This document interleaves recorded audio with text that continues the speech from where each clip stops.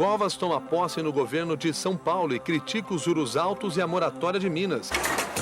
Guerrilha colombiana liberta reféns em apoio às negociações de paz. Chega hoje às farmácias brasileiras o Xenical, a nova sensação no combate à obesidade. O Brasil empata com o Paraguai, mas mantém a liderança do Grupo B no Sul-Americano Sub-20. A imagem que vem do frio. O branco da neve cobre a paisagem das cataratas de Niágara.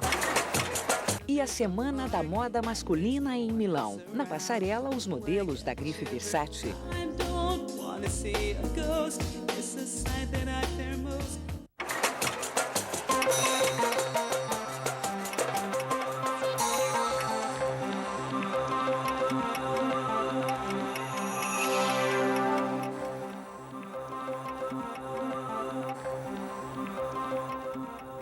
Boa tarde. O governador de São Paulo, Mário Covas, é considerado hoje um dos principais auxiliares do presidente Fernando Henrique e o nome mais forte no PSDB para a sucessão presidencial. Aos 68 anos, Covas tomou posse ontem na Assembleia Legislativa de São Paulo, com um discurso de 22 minutos em que defendeu a redução urgente das taxas de juros e criticou a moratória decretada pelo governo de Minas Gerais. Veja a reportagem de Paulo Renato Soares. Ministros, governadores, senadores, deputados federais e estaduais, aliados e oposição.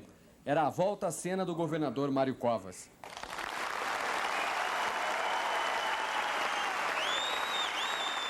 Ele tomou posse ontem, 10 dias depois dos outros governadores, porque se recupera de uma cirurgia para a retirada de um tumor da bexiga. Mário Covas ficou internado quase um mês e só teve alta no último dia 28. A cerimônia teve que ser rápida por determinação médica e o governador não pôde receber os tradicionais cumprimentos.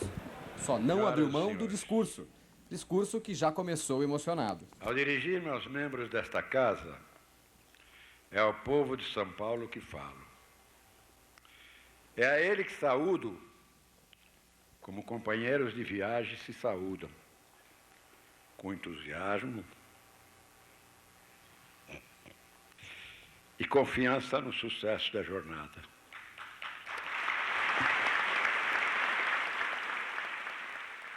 O governador, sempre muito aplaudido, disse que São Paulo nunca deixou de honrar os compromissos, numa referência direta à decisão do governador de Minas Gerais, Itamar Franco, de decretar moratória das dívidas do Estado. São Paulo tem plena convicção de que o Estado e o país são uma única alma, um único corpo, e que não há dor ou aflição que, ferindo um, não afete o outro. Portanto, se o país é ameaçado, São Paulo reage, recusando a irresponsabilidade como bússola e o quixotismo como estandarte. São Paulo cumpre a sua história, honrando todos os compromissos assumidos.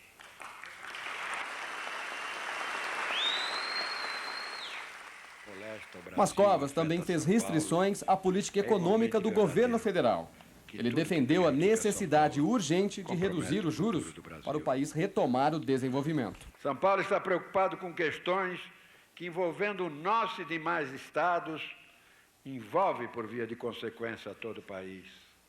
Refiro-me à necessidade urgente de baixar as taxas de juros a patamares que permitam estimular a produção e gerar emprego. Que mais arriscado. O governador não fugiu de assuntos polêmicos. Novos tempos requerem ousadia. Hoje, vivemos o triste paradoxo de ver operários ocupar fábricas não para fazer greves, mas para poder trabalhar.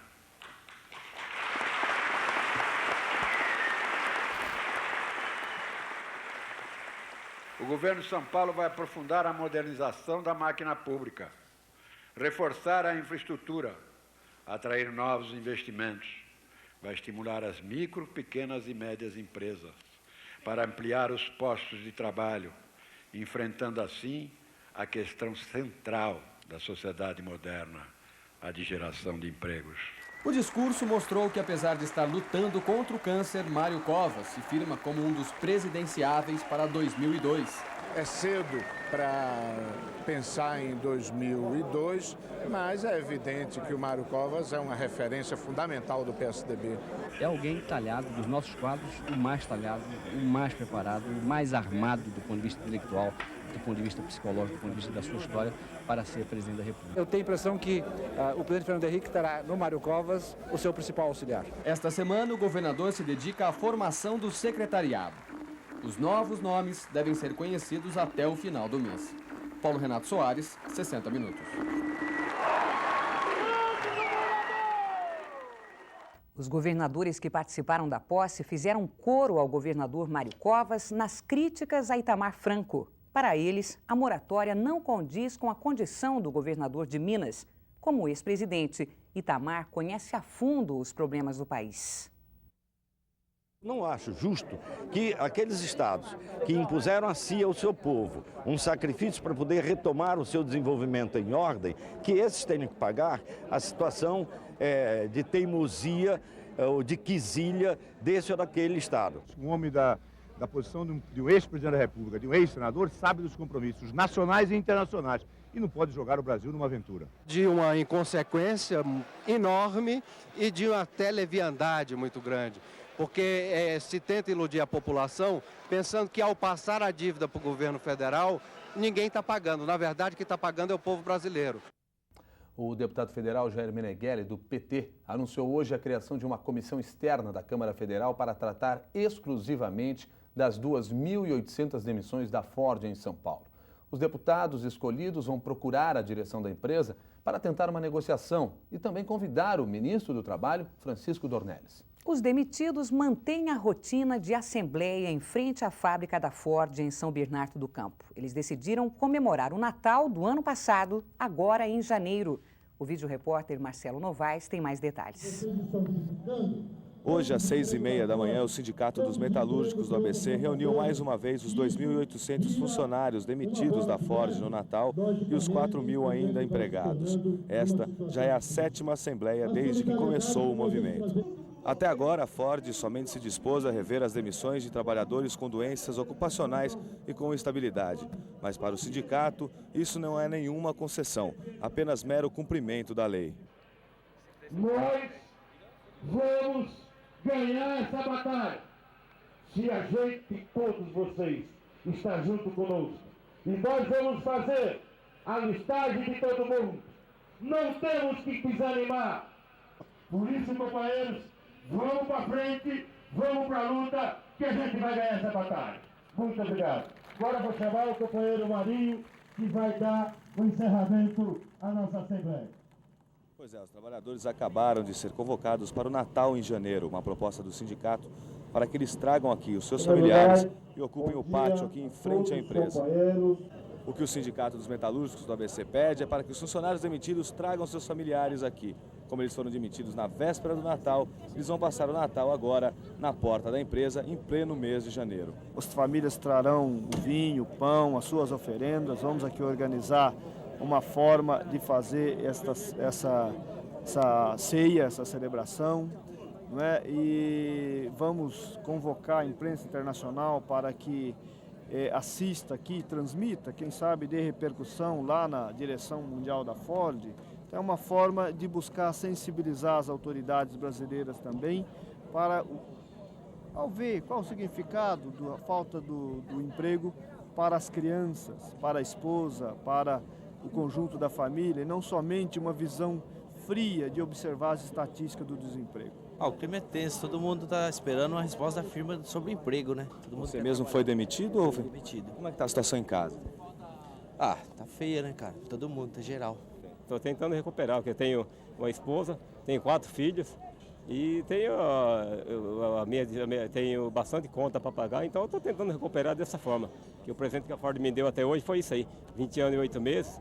O presente que ele me deu foi a demissão, com restrição médica e com problema de saúde. Vídeo repórter Marcelo Novaes para os 60 Minutos. A direção da Ford marcou para quarta-feira a homologação dos 2.800 demitidos. A informação é do Sindicato dos Metalúrgicos do ABC, que está orientando os demitidos a não comparecerem ao acerto de contas com a empresa. A homologação marca o desligamento formal do empregado. O boicote foi aprovado em assembleia hoje cedo. O Xenical, medicamento de última geração contra a obesidade, está disponível a partir de hoje nas farmácias de todo o Brasil. Consumido em 11 países, o Xenical garante resultados positivos. O único problema apresentado por ele até agora é o preço. Veja com Simone Queiroz. Ser um gordinho feliz é uma conquista de peso e para poucos. A maioria se incomoda com aquelas gordurinhas a mais, que muitas vezes doem mais no ego do que na pele. Era magro, faixa marrom de karatê, etc. Hoje estou gordo, não consigo fazer o que eu fazia antes. Visto uma roupa e depois, sei lá, fica aquela gordurinha de lado, assim, aperta aqui embaixo e sobe a gordurinha. Em alguns casos, é até mesmo difícil admitir que as medidas estão maiores do que deveriam.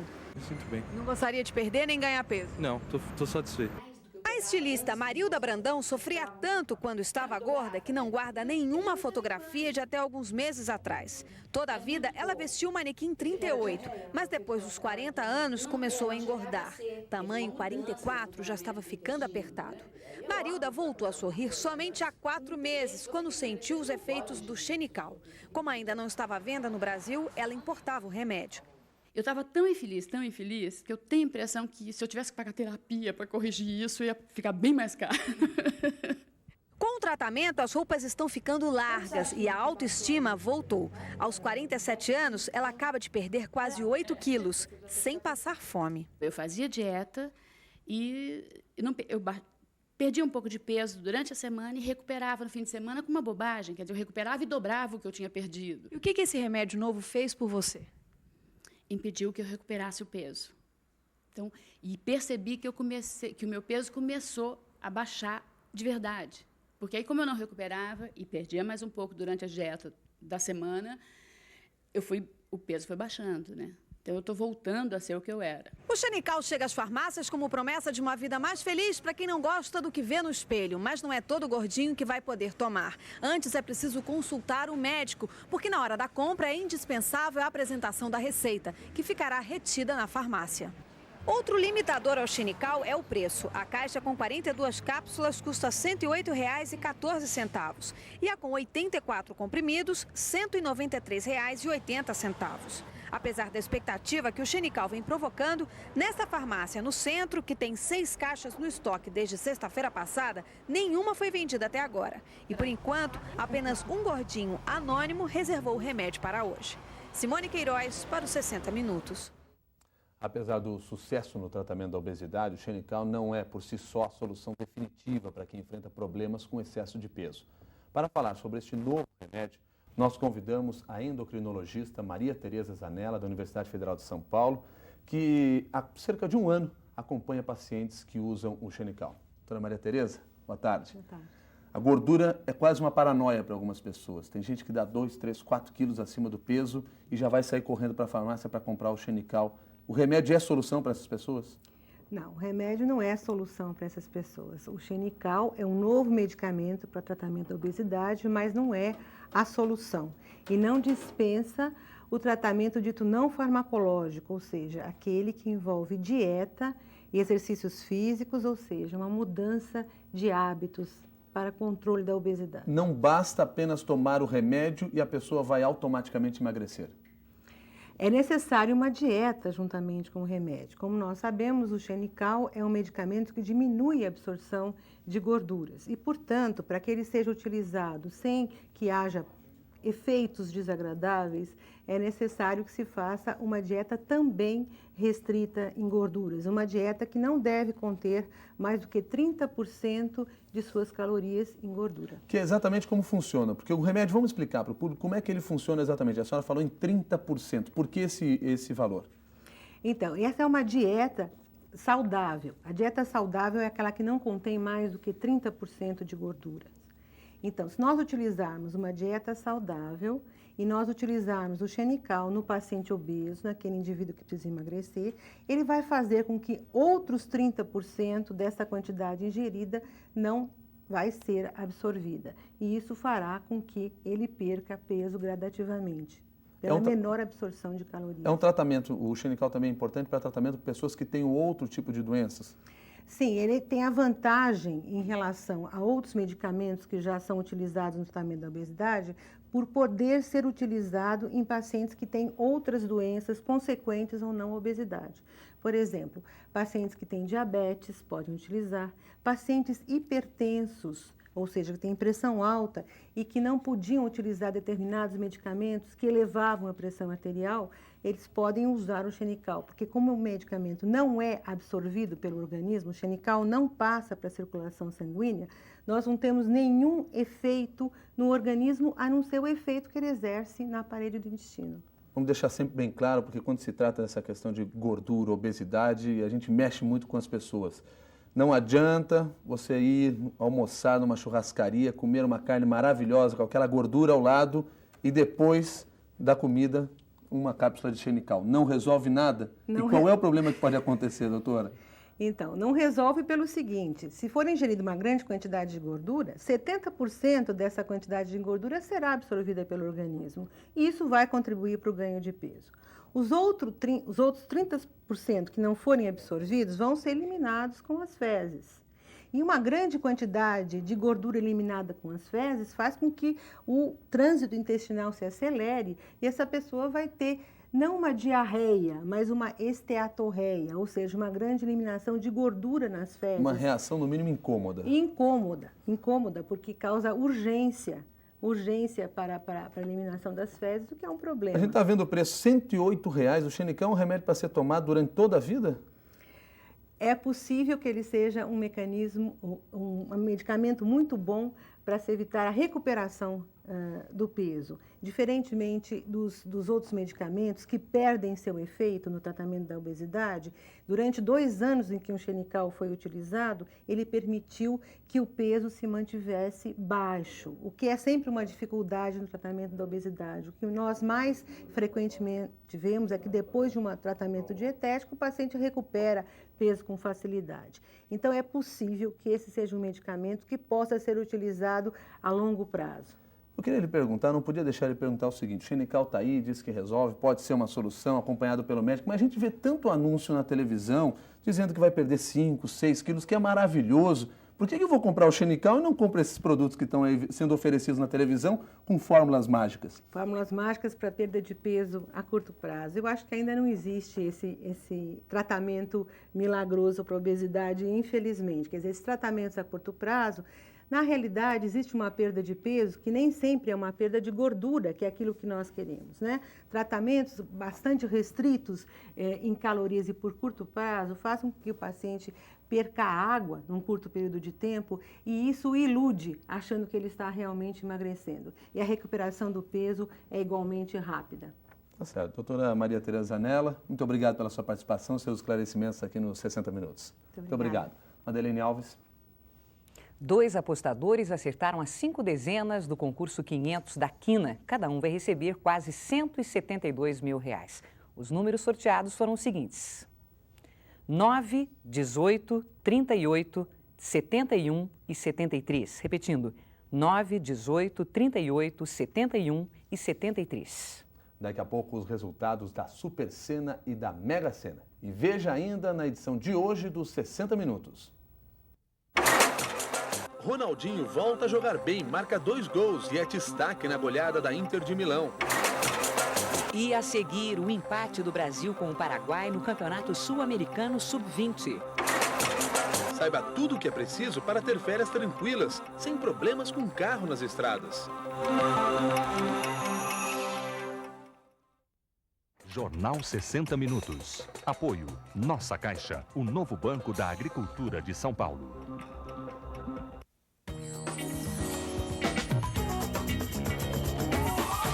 Enquanto o Vitrine está de férias, você curte os bons momentos de 98. Nesta quarta. Por que a vida dos outros desperta tanto interesse na gente? I wouldn't even begin to answer about my personal life. Quanto menos a pessoa famosa se expor, mais interessa ainda. Quer tentar entender como se comunica? Nesta quarta, 10h30 da noite, Vitrine.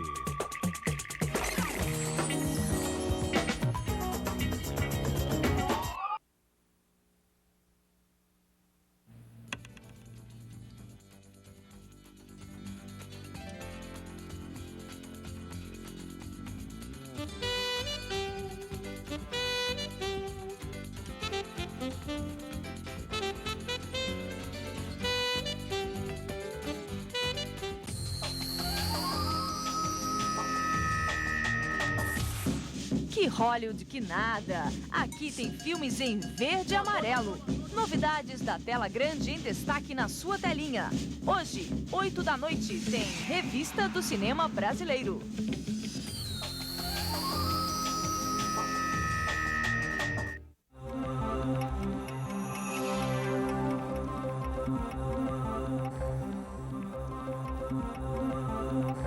A seleção brasileira só empata no Sul-Americano de Futebol Sub-20 da Argentina. O Brasil não conseguiu superar o Paraguai na partida que terminou nesta madrugada. Aos 28 segundos de jogo, o zagueiro brasileiro Rafael entregou o ouro. Santa Cruz agradeceu e fez 1-0 Paraguai. Só aos 30 minutos do segundo tempo veio o empate brasileiro com um gol de Rodrigo Grau. Brasil 1, Paraguai 1. Mesmo com o empate, a seleção brasileira continua em primeiro no Grupo B com 7 pontos. O Paraguai está em terceiro. Na outra partida, o Uruguai, segundo lugar do Grupo B, aplicou uma sonora goleada na Bolívia. Ernesto Chevanton foi o destaque com 2 gols. Placar final, Uruguai 7, Bolívia, a lanterna, apenas 1. Na Copa São Paulo de Futebol Júnior, neste fim de semana, foram marcados 102 gols, um recorde absoluto na competição. O Palmeiras fez a maior goleada da rodada. O time do Parque Antártica jogou contra o Flamengo de Guarulhos. Freitas abriu a goleada. Juliano fez um golaço nesta jogada. E Thiago foi o grande nome da partida. Participou com passes para 4 gols e marcou 2. Palmeiras 8, Flamengo de Guarulhos 0. Outro jogo de muitos gols foi entre Santa Cruz do Recife e o Flamengo do Rio. Os pernambucanos saíram na frente com César. Os cariocas reagiram e chegaram a fazer 5-3. Mas aí veio a grande reação do Santa Cruz, que empatou. E Baiano, no finalzinho do jogo, fez o gol da vitória. Final, Santa Cruz 6, Flamengo do Rio 5. Mais um jogo com muitos gols. O Vitória da Bahia arrasou o Palestra. Geda fez 2 para os baianos. Careca descontou para o Palestra. Fernandinho fechou o placar para os baianos. Final, Vitória 4, Palestra apenas 1. O Inter de Porto Alegre enfrentou o Botafogo do Rio e venceu. Thiago Freitas fez o primeiro dos gaúchos. André Geller fez o segundo. Final, Inter 2, Botafogo 0. A Desportiva do Espírito Santo venceu o Santos do Ceará. Lafon marcou contra 1-0 Desportiva. E Clélio fez o segundo dos capixabas. Final, Desportiva 2, Santos Cearense 0. O São Paulo jogou contra o Caxias e também venceu. Oliveira marcou o primeiro dos São Paulinos. Júlio Batista fechou o placar. São Paulo 2, Caxias 0. O Juventus recebeu o América Mineiro e se deu mal. Álvaro fez o único gol do jogo. Final, América 1, Juventus 0. O Guarani de Campinas pegou Madureira do técnico Paulo Jorge de Castro, filho de Zagallo. Zagalinho recebeu uma aula de bola dos bugrinos. Renatinho abriu o placar. Fernandinho fez 2 gols e foi o destaque do jogo. Márcio Santos descontou para o Madureira. Final, Guarani 5, Madureira apenas 1. Daqui a pouco tem mais gols da Copa São Paulo de Futebol Júnior, inclusive a goleada do Corinthians. E o Brasil não tem adversários no futebol de areia. Na abertura do Mundial em Copacabana, no Rio, a seleção brasileira venceu a França por 15-5. Foi a segunda maior goleada do Brasil em mundiais. Em 95, contra a Holanda, o placar foi de 16-2. O calor de 42 graus no Rio de Janeiro foi o principal aliado do Brasil na partida contra a França. Os adversários pareciam derreter. A festa era toda da torcida, que lotou as arquibancadas. Cerca de 6.500 pessoas estiveram na praia de Copacabana. Marcelinho Carioca fez a estreia dele no futebol de areia e se deu bem, marcou 3 gols. Mas o melhor jogador do Brasil, outra vez, foi Júnior, o artilheiro com 4 gols marcados. O Rally Granada-Dakar correu a 9ª etapa neste domingo no território do Mali. O brasileiro Juca Bala atropelou uma vaca e está fora da competição. Na categoria caminhões, André Azevedo liderou a etapa e está em 3º lugar na classificação geral. Os 304 quilômetros do trecho especial do rally deram muito trabalho para os pilotos. O brasileiro Juca Bala sofreu um acidente ao ultrapassar um carro em um trecho de asfalto. Ele atropelou uma vaca e capotou com a moto. Juca, que estava em 3º lugar nesta etapa, teve um corte profundo no joelho esquerdo e foi levado de helicóptero para receber atendimento. O estado geral do piloto é bom. Alf Cox, da África do Sul, venceu a etapa, mas o francês Richardson ainda é o líder nas motos. Entre os carros, o brasileiro Clever Colbert terminou a 9ª etapa em 19º lugar e está em 20º na classificação geral. O francês Jean-Louis Schlesser foi o mais rápido e segue liderando o Rally Granada-Dakar. O melhor resultado do dia para o Brasil foi do caminhão de André Azevedo, da jornalista brasileira Leilani Neubert e do sueco Thomas Tomacek, que terminou a etapa em 1º lugar. Na classificação geral, eles permanecem em 3º. Ninguém acertou as 6 dezenas da primeira extração do concurso 260 da Super Sena. O prêmio ficou acumulado em R$ 1.221.000. Os números sorteados foram os seguintes: 4, 9, 13, 35, 40 e 42. Repetindo, 4, 9, 13, 35, 40 e 42. A segunda extração teve 25 acertadores e cada um vai receber R$ 8.445. As dezenas foram as seguintes: 1, 8, 16, 18, 31 e 38. Repetindo, 1, 8, 16, 18, 31 e 38. Ainda nesta edição dos 60 Minutos, o resultado da Mega Sena. Férias tranquilas não combinam com problemas mecânicos. Antes de enfrentar a estrada para aquele merecido período de descanso, não esqueça de uma revisão completa no carro. O 60 Minutos mostra a partir de hoje uma série de reportagens com dicas para deixar as suas férias ainda melhores. Veja com Adriana Ramos. Em viagens, o carro é submetido a uma bateria de provas, a maioria de resistência. Por isso é fundamental verificar os principais itens do veículo para não ficar na estrada e também não ser enquadrado numa das infrações graves do novo Código de Trânsito, que prevê penalidade para quem dirigir veículos que ponham em risco a segurança. Uma revisão eficiente dura no máximo um dia inteiro. Este é o exemplo de um carro que passa meses sem receber uma checagem e quando chega à oficina está nessa situação, precisando de uma revisão geral.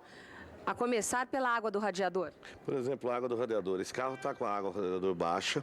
Esse carro tem problema... No caso da água do radiador, o que pode provocar? Ele pode provocar um superaquecimento no motor, né?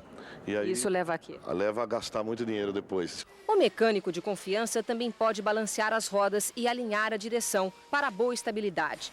Amortecedores vencidos também são um perigo nas curvas. Toda a suspensão tem que ser verificada. Uma cena típica nas estradas é o viajante parado no acostamento com o capô aberto soltando fumaça. Um dos diagnósticos, falta de água no motor, que nesse caso chegou a queimar a junta do cabeçote. De quanto em quanto tempo é necessário olhar a água do motor? Uma vez por semana está muito bom. O limpador de para-brisa costuma ser lembrado apenas quando falha.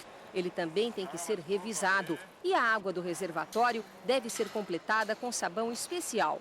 A falha deste equipamento também está no código como infração grave. É o mesmo caso dos faróis desregulados, um perigo para a direção noturna. A regulagem é feita com um aparelho especial. O jornalista Satoru Takaeso, que viaja muito, sempre encosta o carro na oficina para uma revisão. Uma dica dele é não deixar para a última hora. O veículo também precisa de um tempo para se adaptar aos ajustes. E estar em dia com o carro sai caro para o dono do veículo?